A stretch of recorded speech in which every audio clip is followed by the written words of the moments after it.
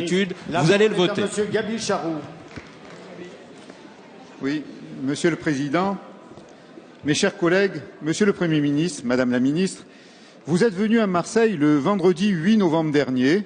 Votre venue était attendue et vous y avez fait des annonces pour Marseille qu'il était tout autant. Nous demandions d'ailleurs depuis des mois et des années la solidarité nationale pour cette ville qui souffre de retards importants. Vous avez également fait des annonces sur la métropole Aix-Marseille-Provence. Deux ont particulièrement retenu notre attention. Vous avez dit « Rien ne pourra se faire sans les maires concernés ». Vous avez également déclaré, je cite, « La métropole n'a pas vocation à s'occuper de tout, mais de ce qui n'est pas bien fait aujourd'hui, à savoir les transports, l'économie et l'environnement. » Vous rajoutez « Elle doit se limiter à des compétences stratégiques globales ». Je vous en remercie, puisque depuis 2 ans, de nombreux maires du département ne disent rien d'autre que cela. Malheureusement, ces propos ne sont pas en cohérence avec le projet de loi qui a été débattu au mois de juillet dernier ici même, tout particulièrement avec les termes de l'article 30, pour lequel tout amendement visant à rendre aux communes ou aux conseils de territoire les compétences de proximité majeures que sont par exemple le foncier, la gestion des déchets, l'habitat ou l'eau, a été bloqué.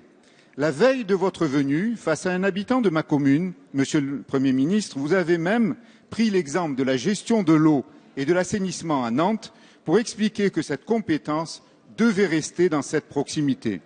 C'est ce à quoi nous a invité Madame la ministre de la décentralisation en indiquant ses dispositions à revoir cette question dans les meilleurs délais. Monsieur le Premier ministre, Madame la ministre, une nouvelle lecture du projet est prévue dans les premiers jours de décembre.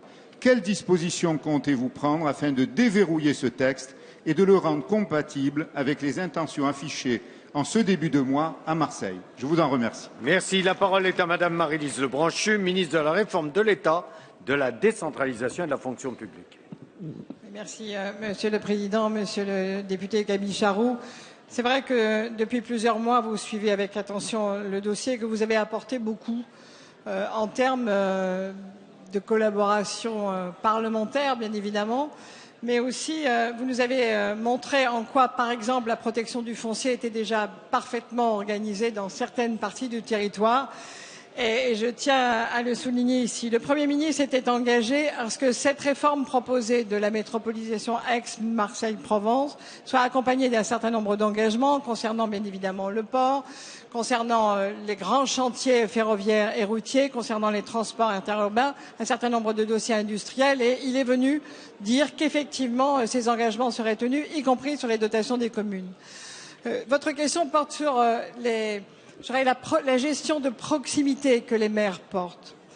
Il nous a semblé dès le départ, ça a fait l'objet de longs débats avec les maires de Aix-Marseille-Provence, qu'au lieu de faire un 3e étage, il valait mieux en faire 2, c'est-à-dire avoir un seul EPCI qui rassemble tous les maires et que les maires ne soient pas représentés par d'autres.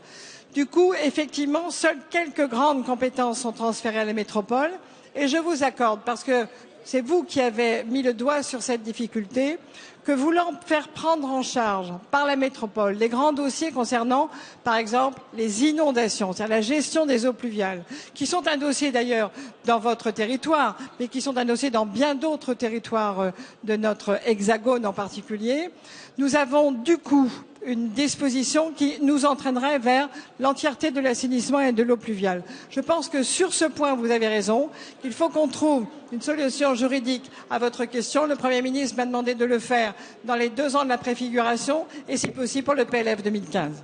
Merci Madame la ministre. La séance des questions au gouvernement